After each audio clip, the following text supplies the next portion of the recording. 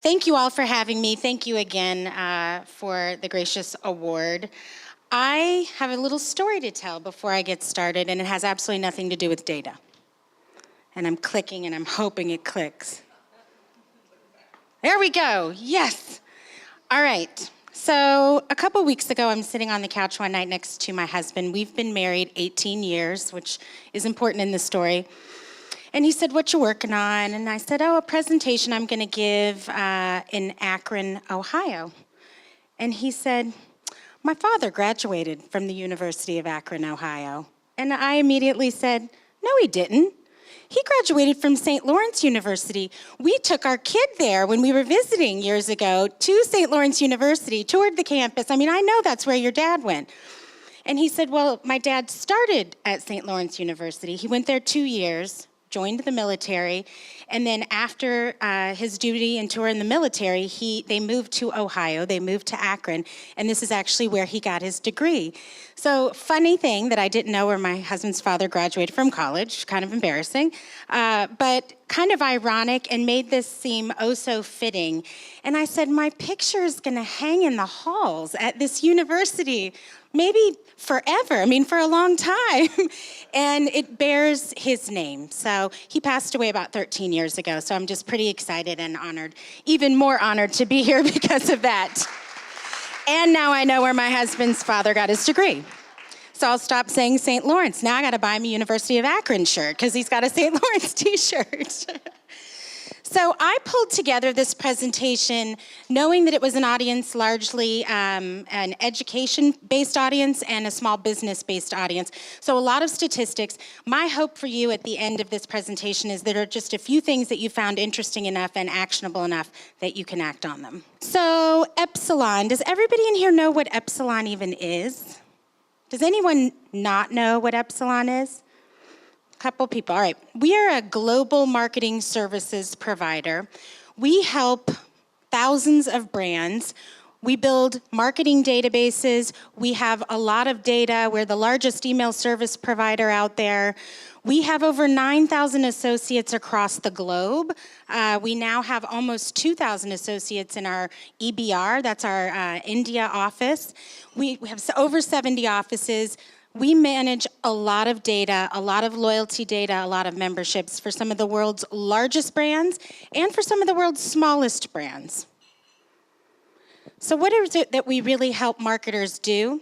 We help marketers understand who their customers are. We help them identify who their customers are, understand their preferences, their likes, their dislikes, and then we actually help activate those and connect those. And for those of you in here trying to market to consumers, you know that things have changed a lot. There will be over a 4,000% increase in annual data generation by the year 2020. So there is a lot of data available, and I think, Mark, you said it earlier that you should be constantly looking for new types of marketing data, new types of data, what's going to be meaningful for your brand, which is very true. But I think oftentimes there's so much data out there, marketers are now drowning in it, and they really don't know what to do. So how have their needs changed? Well, big data. If you have picked up a magazine, really any magazine in the last 5 years, it's all about big data, volumes and velocity of data, which is great and important, and we need big tech stacks, and we're keeping a lot of these companies, very wealthy, generating lots of revenue as we invest in them. But we're starting to see the trend now, and we're encouraging this trend, that it's not about big data, it's about the right data. It's about actionable data and what's meaningful for your brand. So last year's recipient, who was at Vitamix as well as KeyBank, knows perfectly well that you're not going to be interested in the same types of data at KeyBank that you are when you were running marketing for Vitamix. Very different needs. So it's really incumbent upon you to figure out or get a partner to help you figure out what's that data that you need that's going to be actionable for your brand, because you don't want to drown in the big data sea. Omni-channel, this is the word all the marketers that we work with are trying to aspire to be omni-channel, to be in front of their customers in a seamless way, in a relevant, personalized way, everywhere that their consumers are. They want to be everywhere they are, but they also are trying now to optimize each of those channels. So I don't know if I coined this word or not, but I've started using this word opti-channel. Has anybody heard that word before? I may just claim it. No? All right. So that's what in every meeting I sit down with brands, they say, I need to be everywhere, but I need to figure out where I need to be and how often I need to be there. Well, that's totally incumbent on what the data tells you and what the data says. Here's where your customers are. This is where you need to be. And the Internet of Things. So I just heard a story. I think it was at dinner one night this week, someone told me that Alexa had recorded a conversation. Have you all heard this? Recorded this conversation. Maybe the husband was at home with someone other than his wife, and when the wife got home, she heard him say, Alexa, shut down your blinds, turn on some music. What? This is kind of creepy, probably to the extreme, but this is really changing the way that marketers have access to data. So a lot of data being generated here as well, and it's going to be a big factor in how consumers continue to engage. Everyone's familiar with PII and non-PII, so their channels are evolving. There are so many channels that consumers can interact with brands in today. Email, point of sale systems, e-commerce, apps, you name it. A lot of those live in that PII world where it's a known name and address. Then there's the whole anonymous world, the digital world, where we're searching and getting served targeted banner ads in that anonymous world. And what a lot of brands are trying to do now is figure out, how do I bridge the gap between these two worlds? How do I know that Stacey Hawes is cookie 123 or identifier 123? And how, because you're going to have to do that to be able to communicate with me as a consumer in a meaningful way. You can't talk to me in a different voice. You can't make me a different offer in a channel just because you don't know who I am. So we're talking to marketers a lot today about figuring out how to bridge the gap between PII and non-PII. Pretty easy to take a PII-based file and onboard it. We talked a lot about this, Gerard and I did yesterday. We can onboard offline data pretty easily and in a privacy-compliant way. A lot harder to do that the other way. How do you get that anonymous data and that web browsing behavior in an offline world to start impacting the way that you market? But it can be done. This is actually a slide that I stole from Winterberry. Market may look a little different. I changed the graphic from a pie chart to a bar chart to look smart. But it just shows that in 2017, data spend in total was almost $16 billion. And you can see that offline data was about half of that, a very big portion of it. And digital data was about, a little over $4 billion. But growing rapidly. This is where the growth is coming from, is data being used in digital, up 25% versus a year ago.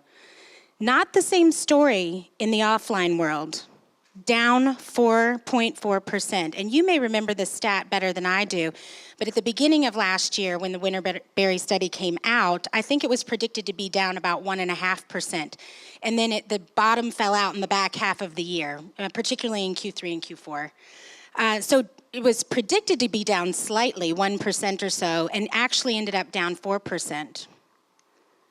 Email data growing pretty rapidly, still a pretty small piece of the pie.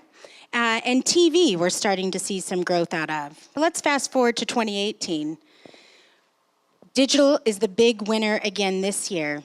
I'm really hoping that the bottom doesn't fall out of print and direct in the back half of the year, and that data for offline is only down 1%. Email data will continue to grow. Again, still a small piece of the pie, as will the TV data. And addressable TV, we are starting to get a lot of demand and a lot of questions around it, but I don't think anybody's quite mastered that yet. So we're working on that as well. So let's talk about some of the different channels for a few minutes. In terms of direct mail and catalog, response rates for catalog have grown 37, almost 40% since 2015. Response rates for prospect files also almost 3 times versus a few years ago, which is staggering because a lot of the brands that we work with are telling us that their acquisition and prospecting efforts are getting harder. But there are companies out there that are figuring out how to get it to work in terms of response. Over 90% of merchants list catalog as a primary marketing tool. So catalog and print still very much alive and well and a thriving channel, even though we hear that spend is going down in print. 44% of merchants increased their catalog circulation in the last year. So how could that be if overall spend on direct mail data is down?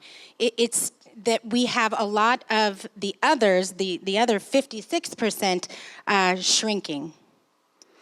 This, I think, is the most interesting stat on the slide. Print is not just for your grandma. It's not just for the boomers in the audience. In some of the studies that we've done, we see that millennials and Gen Xers enjoy getting catalogs. They need that tactile, touching feeling. They take it with them, and it actually does drive them, even though they may end up making that purchase on their smartphone or on the web. They are driven by catalog in that path to purchase. Email and mobile. So we just said email spend is expected to increase by another 15%. 62% of smartphone users have now made a purchase with their mobile device. So when mobile first kind of came out, we were seeing there was a lot of activity there and a lot of reading, but not a lot of conversion. Now we're starting to see a lot of conversion being made. Mobile email opens are now up to 55% and expected to be up to 80% by the end of this year. 1 out of every 3 clicks that are being made are occurring in an email on a mobile device. And 90%, I think this is just staggering, 90% of text messages are read within 3 minutes of receiving them. And I'd like to give that stat to my 14-year-old son because he does not respond at all when I send him a text. And I know he got it because of this stat, right? But that's just staggering. We're connected all the time. They're right in our pocket. They're in our handbags, and we're reading them. It doesn't mean we're responding. Social. Really, the number one thing brands are still trying to do is build their brand awareness in social media. Social media spending is predicted to rise from 10% to almost 20% of marketing budgets in the next 5 years. This stat, I think it was from eMarketer, says that LinkedIn and Instagram are reported as the best lead generation platforms. That is not what I hear when I talk to brands. 90+% of brands are spending their social dollars in Facebook. I haven't seen this stat come true, but this is from a lead gen lens, so that's what they're reporting. Digital, so this is where the big growth is coming from, 25% growth expected. Digital ad spend projected to reach nearly 50% of all global media spend by 2021. Half of all spend is going to be through digital. It's staggering to me. Display is by far and away occupying the greatest allocation of that spend. U.S. programmatic digital display ad spending is going to be almost $46 billion. And now 60% of households own an internet-connected television in their home. So think about that for a minute and how that's going to change how advertisers are reaching consumers and how consumers are engaging with the brands. And this last one, 25% of marketers do not use any kind of an attribution model to measure their digital marketing ROI. 25% aren't doing anything to measure the money that they're spending that's growing at 25% a year. They aren't even using any type of an attribution model. For those brands or businesses in the room, most of you using some sort of an attribution model. I mean, even if it's a last touch model, hopefully you're using something. You can't ignore the digital spend. It's going to be such a big part. It's going to be half of your spend or greater in the next couple of years. So it's really imperative that we measure it. And you all talked about that a little on your panel as well. So we asked a lot of the marketers that we work with, what is the most important objective of their marketing data strategy? And the number one answer that we got back, this was just some primary research we did at Epsilon, was improving marketing data quality. So you all talked about dirty data, bad data. Someone asked how often data changes, how often, how it erodes. New mover may be quicker than, I think it was suggested, like lifestyle data won't change as often. So you've really got to be careful. And this is top of mind for a lot of marketers right now. And you got to target with personalization that matters. So the top types of data that are being used today to drive personalization are demographic, media consumption, and transactional purchase history. That old mantra really does hold true, that past purchase behavior is really still the best predictor of future behavior. So transactional data is key. By far and away, what I'm seeing is it's mostly demographic data still being used today to drive personalization, which is good, but I would argue that you've got to get better than good to be relevant and personal to a consumer. So incorporating more of that transactional data to drive personalization is going to be critical for brands to succeed. 80% of consumers are more likely to do business with a company that provides them something personalized. This is not surprising. If I get something that's completely untargeted to me, I don't even read it anymore. It's rote now. It's got to be relevant. It's got to be delivered in the channel I prefer. It's got to be delivered with an offer or something that I am interested in. Right message, right offer, right time, right channel. As much as the marketing challenges have changed, consumer engagement has really changed a lot. And this has been largely magnified by big data. The possibilities are endless, but a warning is, so is the data. And drowning in that sea of data. We have companies that we talk with, all the time that are building data lakes, or they talk about their data ocean. Figure out what data matters for your brand and go after that. Continue to look for good types of data and things that'll be relevant for your brand. But don't just say, give me everything. That's the worst mistake that I see brands make today, is they say, you know what, just give me everything you've got. I'll take it all. And then they get it, and 6 months later, they're like, oh, we haven't figured anything out yet. My analysts don't know what to do with it. We're drowning. So please, if there's one thing you take away, big data is great. The right actionable data is better. Consumers want communication in real time and on their terms. They expect you to know what they want. So you're going to have to rely on data outside of just your own interactions with your consumers or your own transactions with your consumers, and augment that with additional third-party data to get that 360-degree view. And just a reminder, just like all of us in the room, we move channel to channel, minute by minute. So having a seamless brand experience for your brand across channels is key.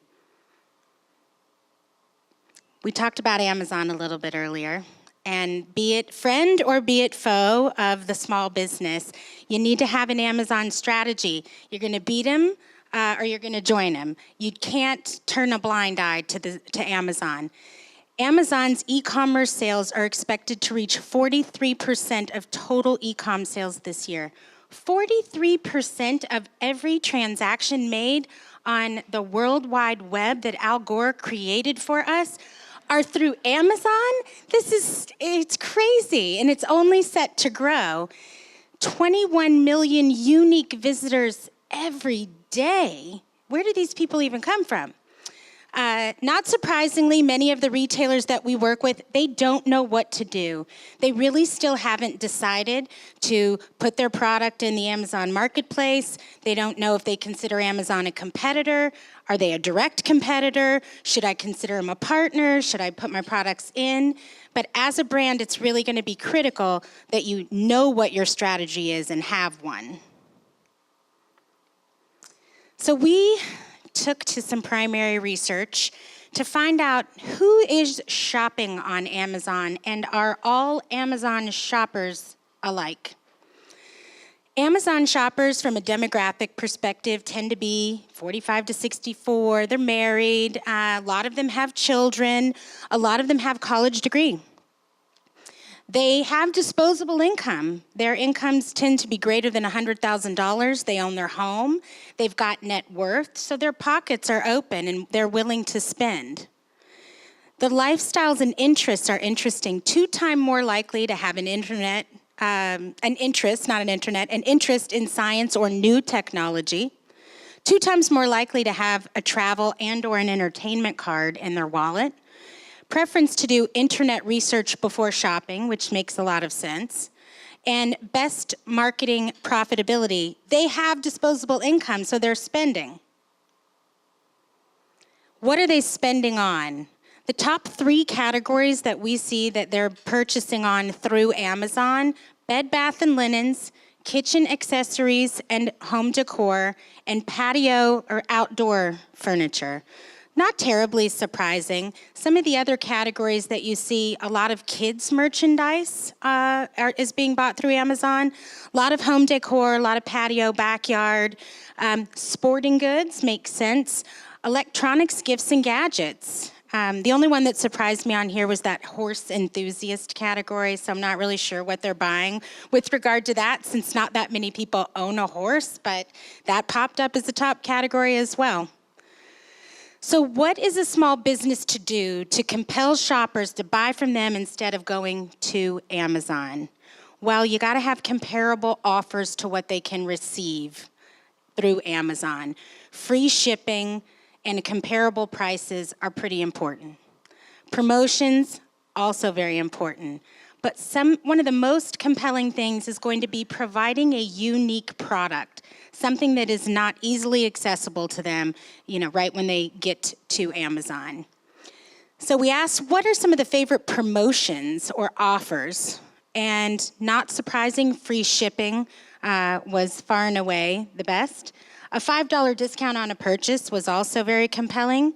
Buy one, get one free, mail-in rebates, and the ability to earn extra loyalty points if you have a loyalty program. So these are good tips and tricks to use if you're going to compete with Amazon and try to draw consumers to buy directly from you. All right, this one, bear with me a minute, it's a little tricky to understand. We ask consumers, where do you go first when you go to shop? So we did it into 4 categories. We looked at all shoppers, everybody that we did the research on, then online shoppers, then Prime members of Amazon, and then retail shoppers as their primary mode. And we said, where do you go first? So in general, all shoppers said, at first, I go to the mall. Makes sense. I go to the mall, then I look at Amazon, then I might look at a retail website. But when I go to the mall, I also am researching the products and prices online while I'm walking through the mall. I'm also looking at the retail websites while I'm there. I'm checking my email potentially for special offers while I'm there. So if you contrast all shoppers to online shoppers and Prime members, they're going to Amazon first. They're not even giving your brand the opportunity first out of the gate. They're going straight to Amazon to see what they're interested in and what they're going to buy. Then they're going to look at a retail website or go to a store. Similar research down at the bottom. But retail shoppers still going to the store first. That's what they like to do. And still so many purchases are made within the store. So pretty interesting, just the patterns when you look at different pockets of what they're doing and where they're going first. If you are a brand trying to determine whether or not you should partner with Amazon or not, if you look and say, a lot of online shoppers that prefer the online channel, they're first going to Amazon, it might be a place that you need to be and that your brand needs to be. So we found it so interesting that we decided to come up with a segmentation scheme that we've called shopping styles. And I'll just click through these. There are 6 shopping styles that we came up with, really segments that you could think about grouping consumers into. Far right Amazon rules. These people, they don't like to shop. They want to go online, it's easy, it's convenient, that's their primary mode. Contrast that with the folks on the far left who still say, I want to go into the store. I want to feel it, touch it, try it on. This is where I go first when I need something. But there's variations in between. I did not name these, by the way, but there's some interesting names. Amazon rules. Click and go. I'm an online shopper. I prefer it because it's fast, it's convenient. Bricks and clicks. I really love to shop, so I'm kind of doing both. Sometimes I'm buying online, sometimes I'm going to the store. Luxury and leisure. I spend a lot and like to buy quality items, high-end brands that I trust. Retail therapy. These are the predominantly ladies, I'm assuming, that really like to go shop as sport, if nothing else. Versus I'm only going to the store, I'm not getting online. So this is just yet another lens and another set of data that you can look through when trying to determine how to have that seamless, personalized, relevant conversation with the consumers that you're trying to reach. So I showed this slide a little earlier and just wanted to remind everyone, think about it not from the marketer's lens right now, from the consumer's lens. I have so many choices. It's never ending and it's growing. There'll be 2 more channels up there next week and next month when we showed the slide again. So consumers are drowning in the options of where they can go and interact with your brand. So what is a marketer to do and how can a marketer use data to help? First of all, utilizing the data to get that full 360-degree view of the consumer. Who is she? So I like to think of data kind of in 3 categories. I consider it a good, better, best approach. Demographics, good. Lifestyles and interest, how much do they earn? Can they afford to buy the products that I want them to buy? What life stage are in? All good data. Web browsing data. Now this is getting interesting. What are they doing online and how are they interacting with my brand online? What are they looking for? What are they in market for? How recently were they looking at products similar to mine or my product and not converting? Pretty interesting. Also, transactional data, which I mentioned before, very important to look at to figure out who she is. And that's really where it comes in of, what does she buy? That's great information. If you are selling Vitamix blenders and you know that somebody has a healthy lifestyle, they like the outdoors, it can really help you think through who she is. But if you know that in reality, she kind of just says that, she hasn't bought anything like that, at least not in the last 12 months, well, that's the truth. So I like to think of that transactional data as kind of more of a holy grail, that best type of data that you can get. And I'll often call it the truth data. And then what she cares about.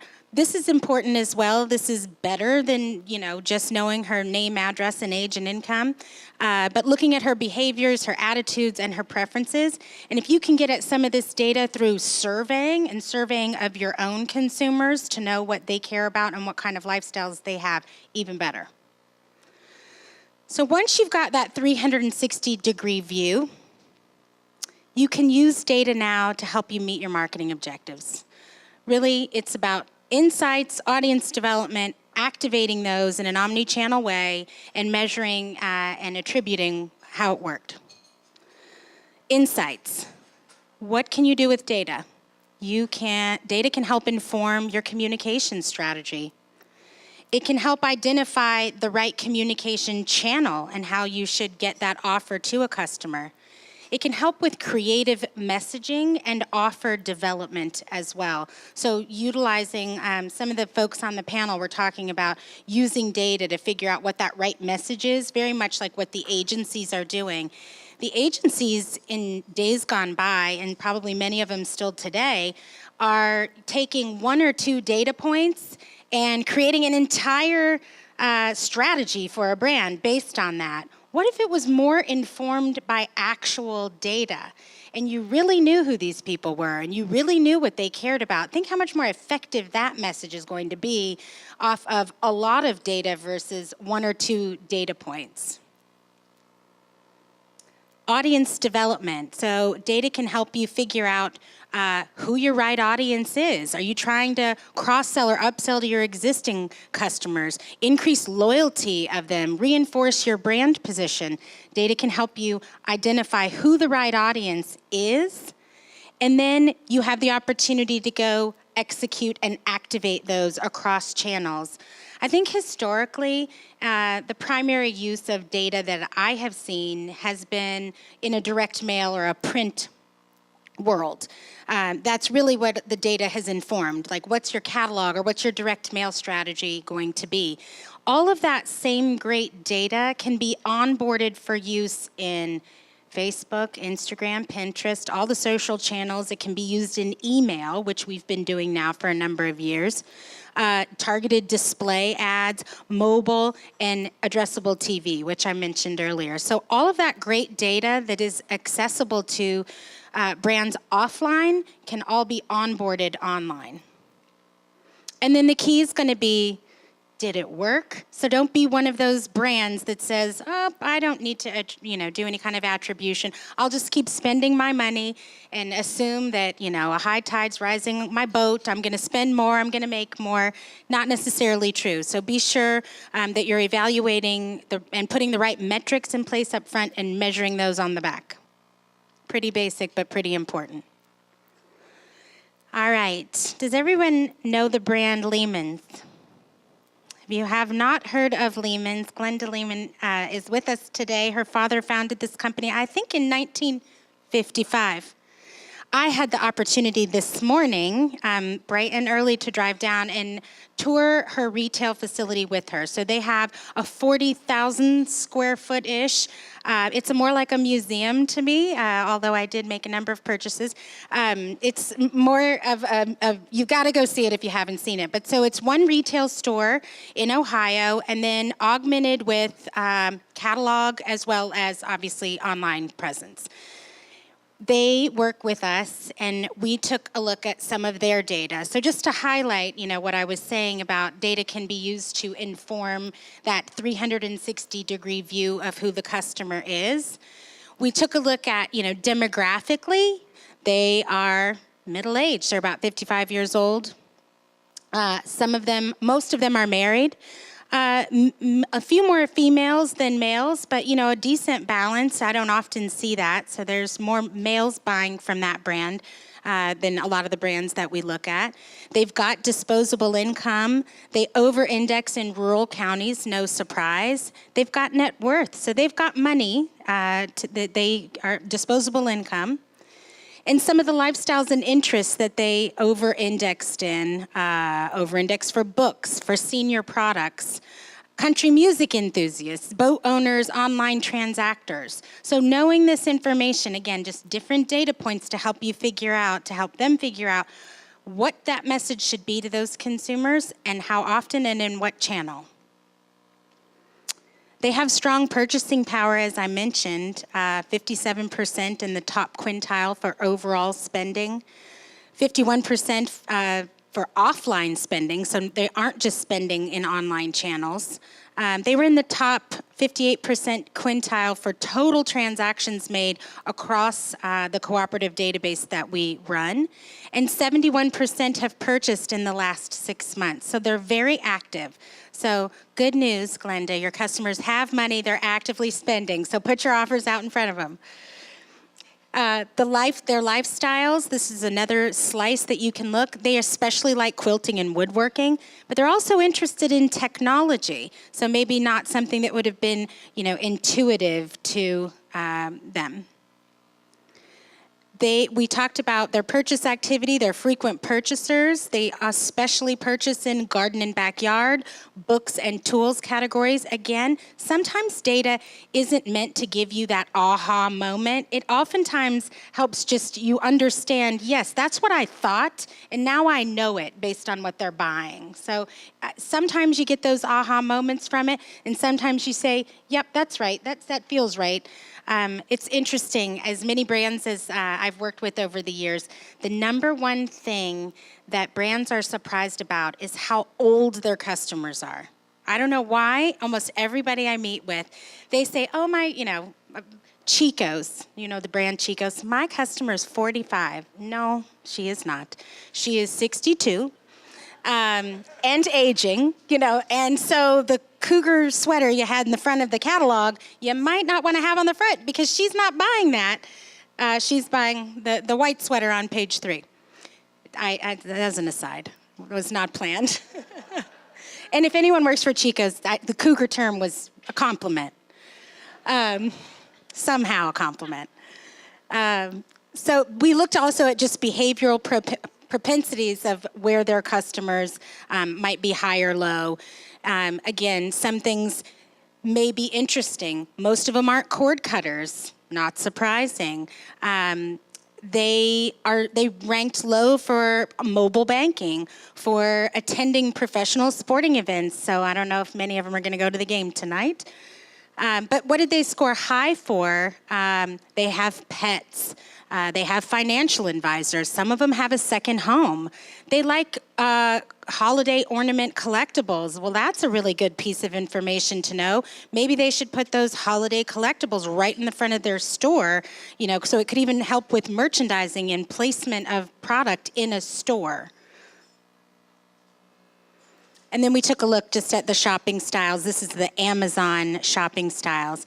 I only presented this morning to Glenda, so we haven't had a chance to really look at it. But over-indexing for kind of click and go and luxury and leisure, as well as they like to shop at the store. And for her customers, the store has got to be a really big experience. So once you have that 360-degree view, and you've got that data, and you know who she is, what she likes, where she buys, we want to go find more of them. So this is just an example to highlight.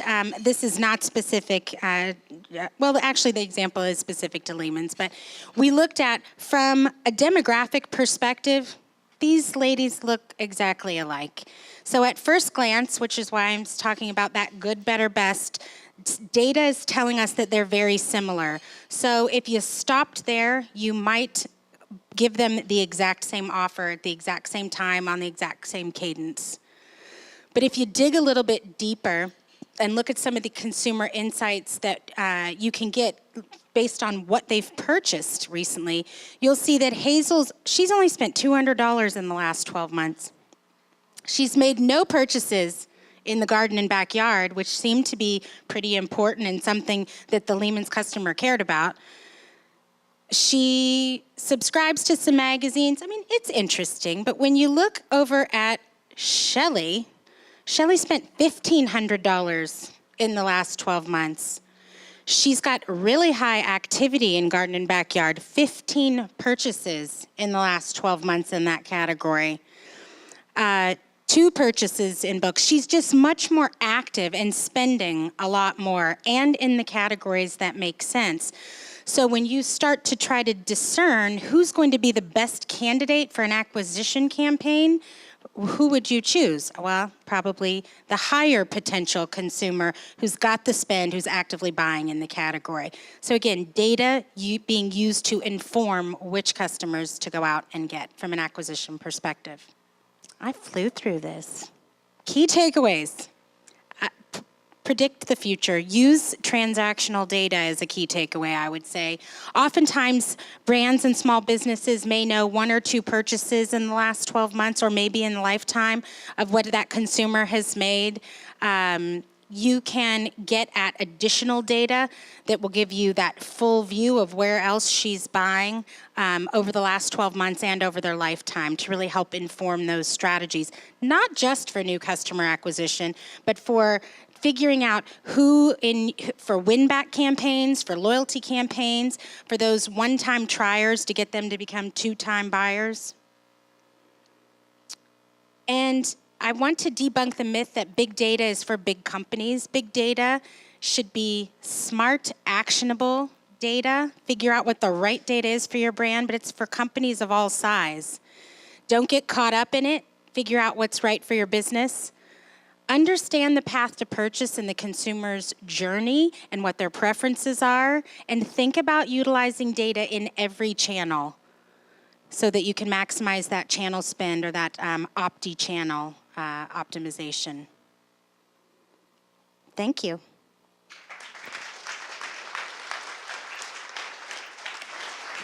Do we have any questions?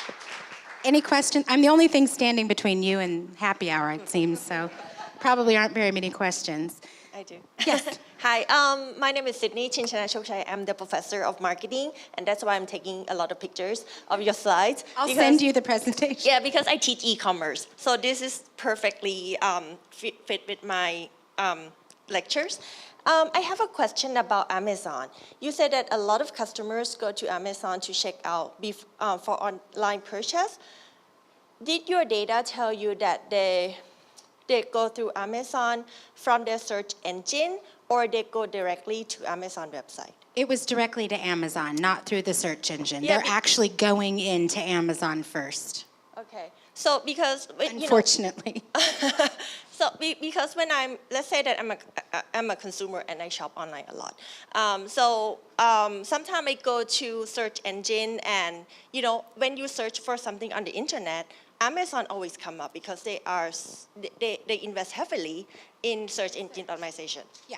So you have any recommendation for a small business? Like, what would you recommend them to do in order to compete on the? Well, I'm going to hang a shingle out and start consulting on that soon. No. I may not be the best person to answer that. I have an opinion on that. You're not going to be able to compete as a small business with a lot of the bigger brands that carry similar products to get your name up to the top of a search. So you can test it and see, how far you can go there. But that's also the time I would consider looking at Amazon as a strategy if you think that you can monetize, and drive revenue on your product through the Amazon marketplace. Yep. I would just mention that we do a lot of it with content. So when do I plant potatoes? How do I keep my chickens healthy? Something like that. Because Amazon doesn't have a ton of content, and we do. Glenda brings up a great point, and you can talk, you can give it to her, but a lot of what she's doing is around content and is around start blogging and starting relationships with companies that are influencers around her brand. So maybe you're not having to spend those dollars to get your search terms to the top. She did say chickens, by the way. They sell a lot of products. They sell chickens and products that you can raise your own chickens, and you've partnered with, you told me this earlier, one of the big chicken influencers. Yeah, Lisa Steele. And who knew? She's the chick lady. But that's a great example of a way to get at getting your name out there and up higher in those instead of having to pay for it directly. Content. Yes. Oh. So, Stacey, you've clearly done very well in your career. You've made it to the top of a large corporation. There's a lot of young people here who probably are well on their way to doing great things in life or currently doing great things in life. What advice would you give them to kind of follow in your footsteps? It is a great question. And in my spare time, outside of data, my other passion is leadership, particularly helping young women rise in the ranks. I would say a few things. Own it. Own your career. From the minute you know or think you know what path you want to go on, lean in is a term that often gets used. I say, it's all right. Step up. Start taking on more. Be inquisitive. Ask a lot of questions early on. There are no stupid questions when you're trying to learn. Gerard, says I've moved up in my career. When I started at the company, I was a product manager. I was an individual contributor 18 years ago, is how I got my start at the company. They gave me one associate to manage, and it kind of progressed from there. But something I always did was I asked a lot of questions. I learned about things that I was not responsible for. So I just had a thirst for knowledge of, okay, so I'm the email product manager. Well, of course I know how to do that. But what about the other channels? How do they work? What about the other functions? How does finance think about how this works? What's the margin on those businesses? So I was just always trying to learn as much as I could about the different functions in the company. And one of the biggest things I did is I built a network early on. That didn't mean I didn't really have a lot of mentors when I was, up and coming, but I identified people that I knew could help me in all the different areas. So it's really important to have a network, and it's even more important to have raving fans. So find those few people in your organization that really support you and are going to cheer for you and be there behind you. I think is equally as important. It's a great question.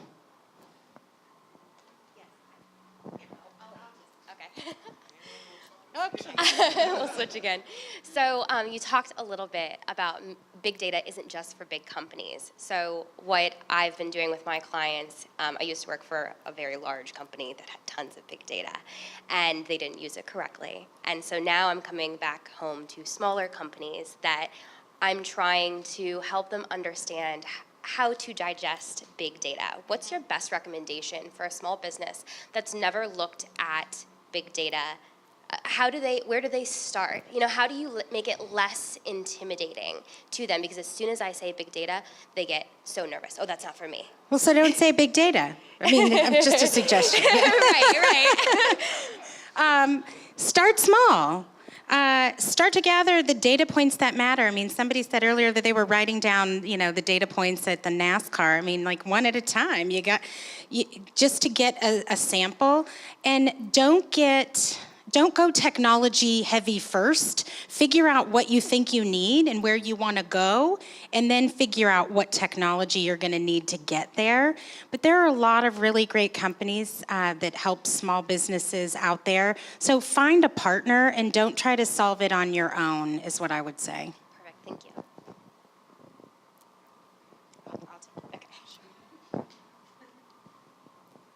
Anything else?